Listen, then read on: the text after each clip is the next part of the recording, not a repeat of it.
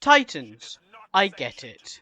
You're tired of every build you have being melee focused or having your melee ability a big part of it. Well, don't worry, because today I'm going to show you two builds that use the brand new exotic chess piece, Hazardous Propulsion. For those who haven't used it, Hazardous Propulsion has you charge up rockets by either hitting headshots or getting kills.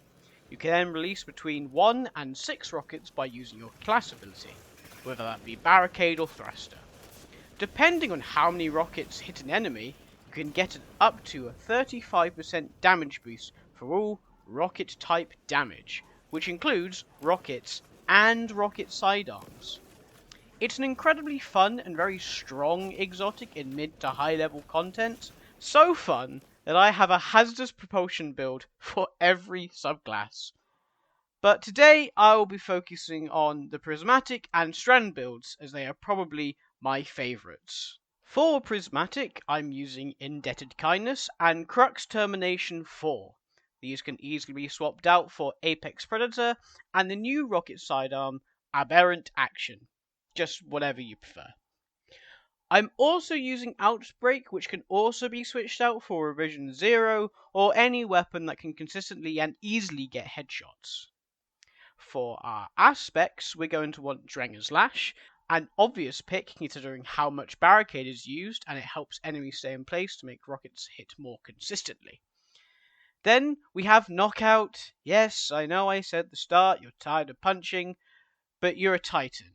You're going to want to punch something at some point, and when you do, you want it to have a little bit of oomph to it. Plus Knockout is how we get Amplified, which we need to be for Facet of Sacrifice. We're going to be filling up our Light Transcendence bar very quickly, and Facet of Sacrifice is so our Darkness Transcendence bar can keep up. Facet of Awakening and Facet of Honor continue to help with our Darkness Transcendence bar, as we'll be making and throwing tangles. Facet of Awakening also means we'll get Ionic Traces from our Indebted Kindness or Fire Sprites if you're using Aberrant Action. Finally, our last two facets help with Hazardous Propulsion a bit more. Facet of Protection helps as we'll be close to enemies a lot of the time. And Facet of Solitude means we can apply Sever often as we need to hit headshots to get our rockets back quickly. In terms of armor mods, which will be the same for the Strand build later, focus on Orb Generation as we'll be using Utility Kickstart to get our Barricade back incredibly quickly. The whole idea for this build is mostly ad clear. Build rockets, unleash rockets, kill everything with your rocket sidearm, and then repeat those 3 steps. It's an incredibly effective and fun way to do ad clear. However, you can still use it against champions, mini-bosses, and bosses. If you know one of those 3 things is coming up, you can and should hold onto your rockets as they will do a crazy amount of damage, but then you'll have the 35% damage boost to finish them off with your rocket if they're still alive. Our Strand build very much achieves the same thing, although maybe slightly more geared towards single target damage.